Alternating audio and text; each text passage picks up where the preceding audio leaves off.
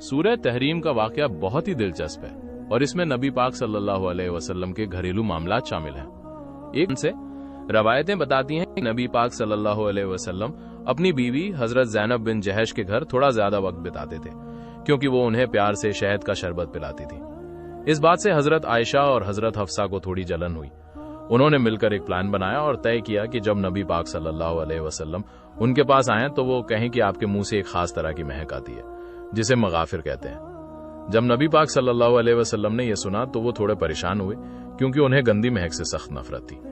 انہوں نے کہا کہ میں نے تو بس شہد پیا ہے، اور انہوں نے وعدہ کر لیا کہ وہ اسے پھر کبھی نہیں پئیں گے۔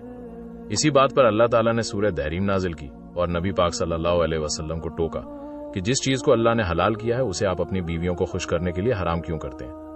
کیا آپ اس واقعے کا دوسرا پہلو جاننا چاہتے ہیں جو حضرت ماریہ قبطیہ سے جڑا ہوا ہے؟ دوسرا پہلو یہ ہے کہ کچھ روایتوں کے مطابق نبی پاک صلی اللہ علیہ وسلم اپنی باندی حضرت ماریہ قبطیہ کے ساتھ حضرت حفصہ کے گھر میں تھے جب حضرت حفصہ وہاں موجود نہیں تھی۔ جب حضرت حفصہ واپس آئیں تو انہیں اس پر بہت غصہ آیا۔ نبی پاک صلی اللہ علیہ وسلم نے ان کی ناراضگی دور کرنے کے لیے وعدہ کر لیا کہ وہ ماریہ قبطیہ سے دور رہیں گے۔ اسی پر اللہ تعالیٰ نے وہی سورہ نازل کی اور فرمایا کہ جو چیز اللہ نے حلال کی ہے اسے آپ کسی سپت کے ذریعے حرام کیوں کرتے ہیں؟ تو یہ تھے دونوں پہلو۔ کون سا زیادہ پرامانک ہے اس بارے میں علماء میں مت بھید ہے، پر زیادہ تر لوگ شہد والے واقعے کو اہمیت دیتے ہیں۔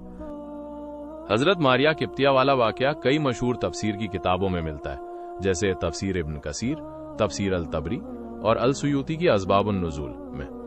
حالانکہ زیادہ تر علماء شہد والے واقعے کو زیادہ پرامانک مانتے ہیں، لیکن ماریہ قبطیہ والا واقعہ بھی کئی کتابوں میں درج ہے۔